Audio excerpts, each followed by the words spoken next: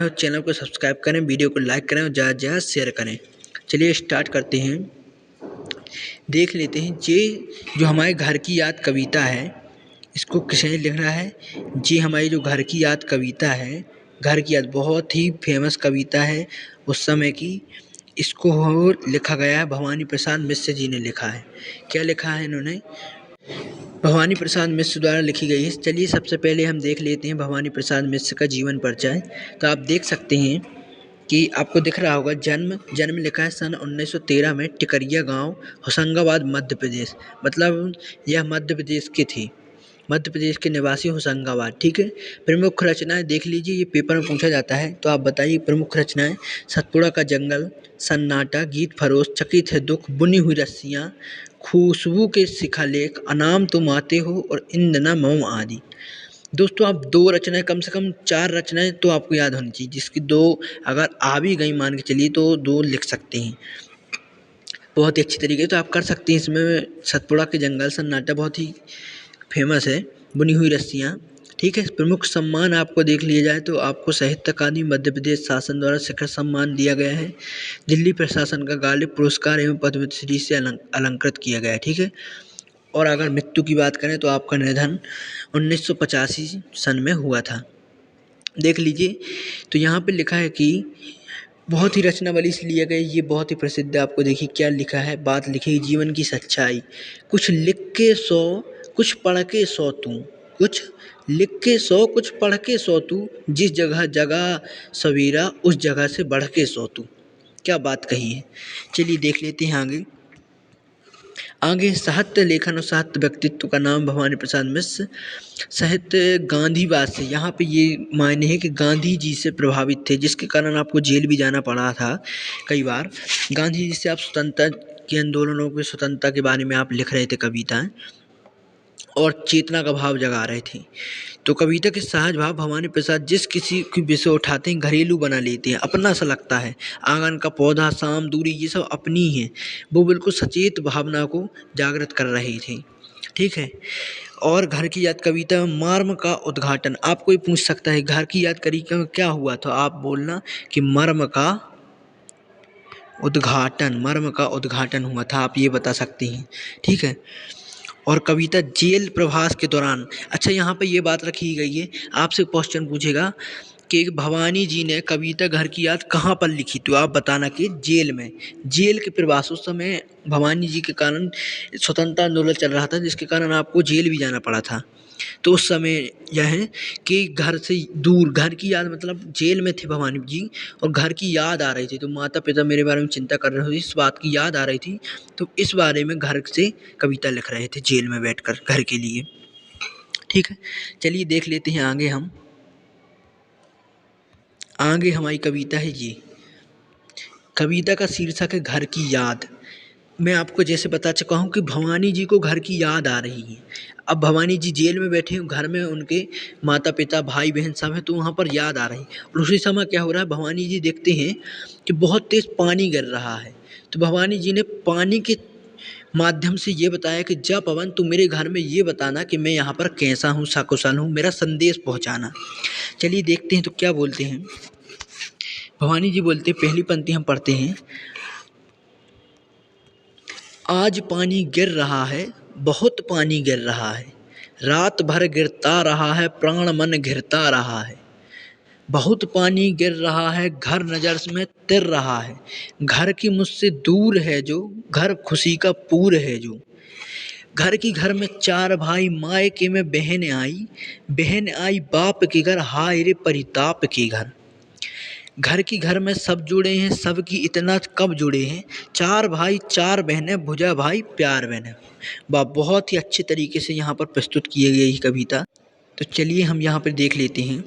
यहाँ पे सबसे पहले हम पहली पंक्ति जो लेते हैं कि आज पानी गिर रहा है, बहुत पानी गिर रहा है।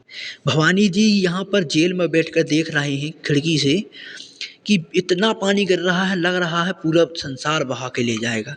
बहुत पानी गिर रहा है। आज सुबह से ही पानी गिर रहा है, निरंतर लगा हुआ है, रात भर गिरता रहा है। भवानी जी को पता है कि आज सुबह, कल रात भर भी गिरता रहा और आज सुबह हो गई पर भी थमा नहीं पानी, प्राण मन घिरता रहा। ऐसे में भवानी जी का प्राण मतलब कि उनको चिंता हो रही है कि कहीं मेरा घर कुछ हो ना जाए। वैसे ही बहुत ही गरीब परिवार से थे, घर भी टूटा सा था, तो उनको चिंता हो रही घर की। तो आगे लिखते हैं भवानी जी दूसरी पंक्ति, बहुत पानी गिर रहा है, घर नज़र में तिर रहा है। भवानी जी को ये चिंता हो रही कहीं मेरा घर बह ना जाए, कच्चा घर है, घर में कौन है, मेरे माँ पिता कैसे कर रहे होंगे, बहन भाई, इस बात की भवानी जी को चिंता हो रही है। और वो कह रहे घर नज़र में तिर रहा है, तैरता हुआ घर नज़र में आ रहा है, कहीं मेरा घर बह ना जाए।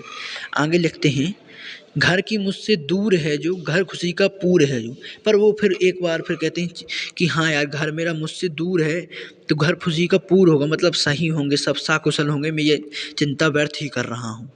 ऐसा उनने अपने आप को दिलासा दिया।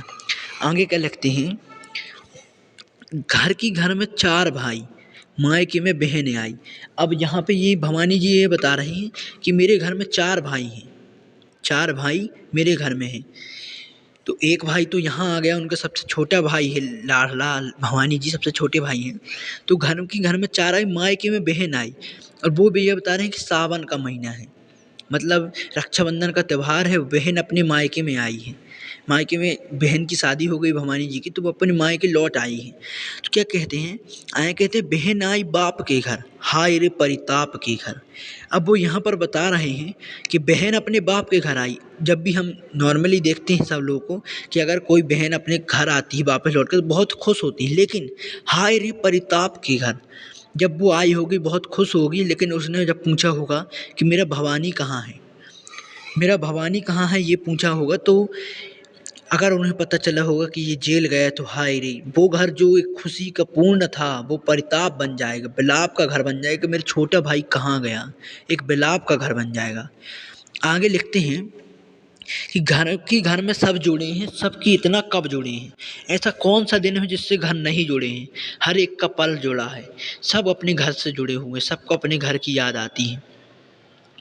अब यहाँ पे लिखते हैं आगे, JIMP है दोस्तों।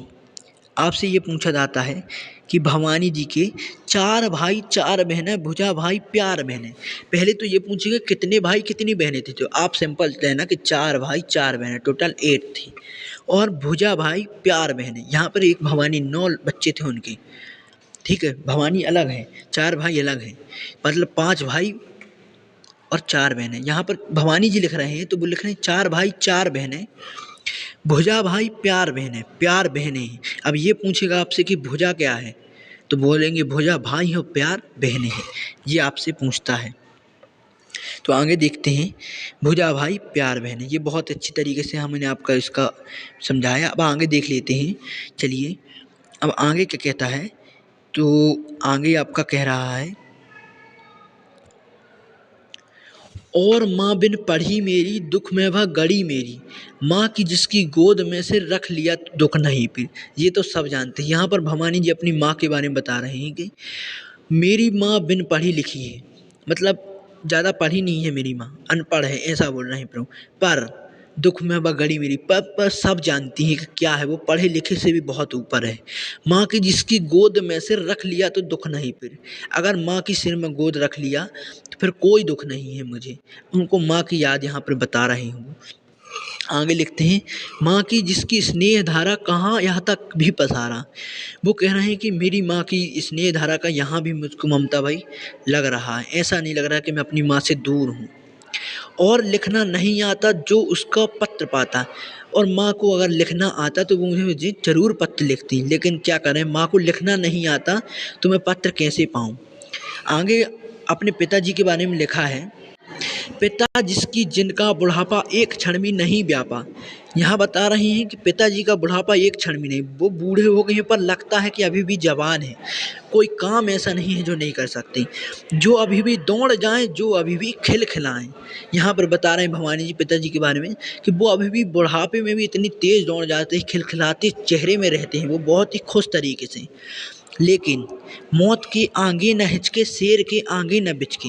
इस पंक्ति में देखिए कि यहाँ पर बताया गया है कि उनके पिताजी की विशेषता बताई गई कि वो मौत के आगे भी नहीं हिचकते, मौत के आगे भी हिचकते नहीं हैं, और शेर के आगे भी बिचकते नहीं हैं, मतलब शेर भी आ जाए तो उनको कोई हड़बड़ाहट नहीं होगी। बोल में बादल गरजते और काम में झंझा लरसता। ऐसे बोलते हैं जैसे बादल गरज रहे हों और काम में झंझा लरसता है। काम ऐसा करते हैं बिल्कुल सटीक पूरा हो जाना चाहिए। ठीक है, अब आगे देख लेते हैं आगे क्या कह रहे हैं। यहाँ पे देखिए बहुत ही सुंदर चित्र भी बताया गया है किस प्रकार से ये उनके कारावास में ये भवानी जी कैद हैं। इनकी बहन आई हुई है, पिताजी हैं, माँ हैं, सब लोग यहाँ बैठे हैं। चलिए देख लेते हैं, इस पंक्ति का अर्थ देखते हैं आप। आज गीता पाठ करके दंड 260 करके। आज गीता पाठ करके दंड 260 करके। अब वो बता रहे हैं कि मेरे पिताजी करते क्या हैं। तो खूब मुकदर हिला लेकर मूठ उनकी मिला लेकर, मतलब कि इतने अभी भी जवान है कि वे आज गीता पाठ करके दंड 260 दंड कर लेते। अब यहाँ पे आपको क्वेश्चन पूछा जाता है, ये आईएमपी क्वेश्चन है कि भवानी जी के पिता कितनी कितनी दंड बैठक करते, तो आप बोलेंगे भाई 260 दंड बैठक करते हैं। और सुबह किसका पाठ करते हैं, तो बोले गीता पाठ करके। इस प्रकार से आपसे क्वेश्चन पूछे जा सकते हैं। ठीक है, अब आगे हैं खूब मुकदर हिला लेकर मूठ उनकी मिले लेकर, मतलब वो सवेरे व्यायाम करते हैं। अब आगे जबकि नीचे आए होंगे नयन जल के छाए होंगे। अब इतनी विशेषताओं के बारे में, इतने महान होने के पर भी जब उनका याद उनके बेटे छोटे बेटे भवानी की आई होगी तब नयन जल के छाए होंगे, उनके नयन जल से भर गए होंगे। हाय पानी गिर रहा है घर नजर में तिर रहा है। अब देख लेते हैं यहाँ पर, चार भाई चार बहनें भुजा भाई प्यार बहनें। ठीक है, खेलते या खड़े होंगे नज़र उनको पड़े होंगे। पिताजी को दिख रहे होंगे कि कौन कहाँ है। जब वो देखेंगे कि मेरे भाई बहनें खेल रही हैं तब उनको याद आएगी कि मेरा भवानी, एक भवानी भी कैद है। अब भवानी जी कहते हैं कि खड़े नज़र उनको पड़े होंगे, नज़र में आ रहा होगा मेरा बेटा कहाँ गया। पिताजी जिनको बुढ़ापा एक क्षण भी नहीं व्यापा, जो उनको बुढ़ापा होने के बाद भी एक क्षण ऐसा नहीं लगा कि मैं बूढ़ा हूँ। रो पड़े होंगे बराबर पांचवे का नाम लेकर। यहाँ पे देखिए स्पष्ट कर दिया कि पांचवा कौन है, पांचवा हमारे भवानी प्रसाद मिश्र जी हैं।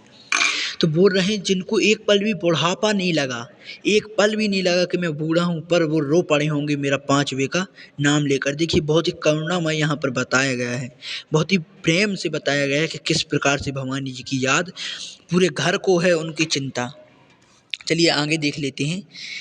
तो यहाँ पर वो कहते हैं कि यहाँ पर आप बताते हैं भवानी जी कि पांचवा मैं हूँ अभागा, मतलब मैं पांचवा हूँ जिसे सोने पर सुहागा, जिसे पूरा घर सोने पर सुहागा मानता है, सोने पर सुहागे हैं वो भवानी जी। पिताजी कहते रहे हैं प्यार में बहते रहे हैं, वो हमेशा भवानी जी के प्यार में रहे हैं। आज उनको स्वर्ण बेटे लगे होंगे उन्हें हेटे, मतलब स्वर्ण बेटा है उनका, सोने के समान है। सोने के समान मतलब सोने का नहीं, मतलब वो अपने बेटे को सोने की तरह चाहते हैं, छोटे बेटे को, क्योंकि उन पर सुहागा बंधा बैठा हूँ अभागा। यहाँ पर वो कहते हैं कि मैं अभागा हूँ जो अपने घर से यहाँ बंधा बैठा हूँ जेल में। आए कहते हैं और माँ ने कहा होगा दुख कितना सहा होगा। माँ यहाँ पे दिलासा दे रही कि और माँ ने कहा होगा दुख कितना बहा होगा, आँख में किस लिए पानी वहाँ अच्छा है भवानी। अम्मा यहाँ पर दिलासा दे रही हैं कि काहे के लिए चिंता करते हो, भवानी वहाँ पर अच्छा होगा, सकुशल होगा। वह तुम्हारा मन समझकर और अपनापन समझकर, बस तुम्हारा ही मानकर, तुम्हारे कहे बिना नहीं जाएगा, तुम्हारा मानकर गया है सो ठीक ही है, यह तुम्हारी लीक ही है, तुम्हारी ही सीख है कि न्याय के रास्ते पर चलो, यह तुमने ही सिखाया है उसको।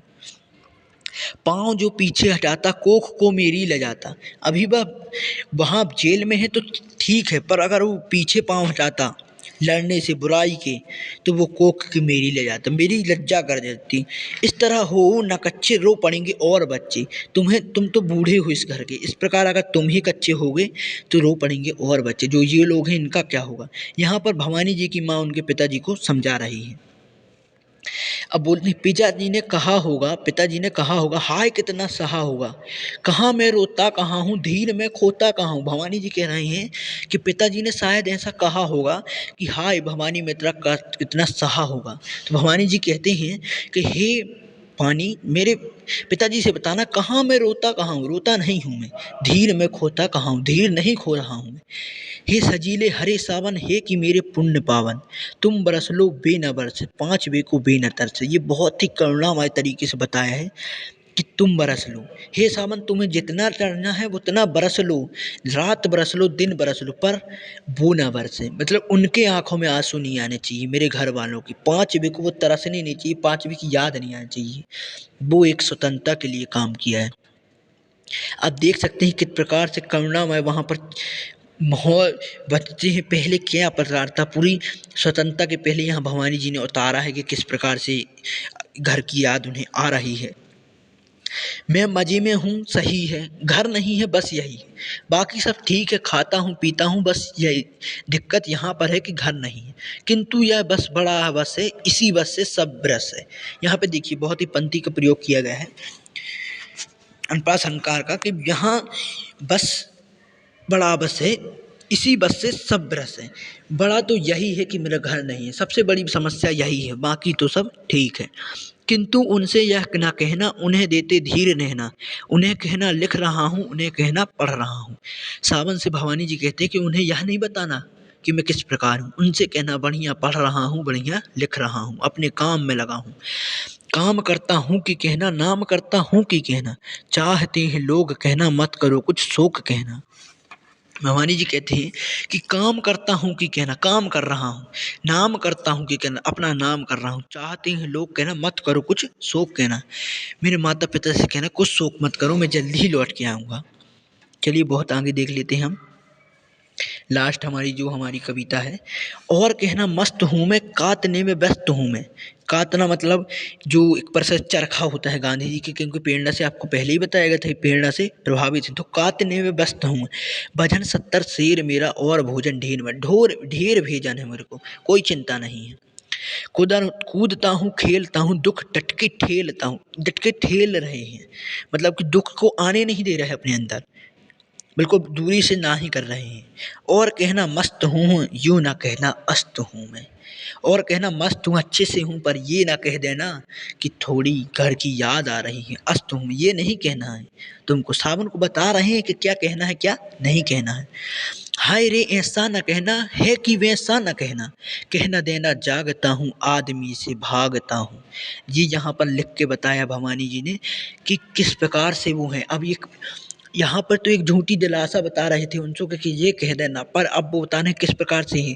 कहना देना जागता हूँ, जागते रहते हैं, नींद ही नहीं आती उनको, घर की याद सताती, आदमी से भागता हूँ, और आदमी से भाग रहा हूँ, कोई आदमी नहीं पसंद आ रहा है। कहना देना मौन हूँ मैं, खुद न समझूँ कौन हूँ मैं।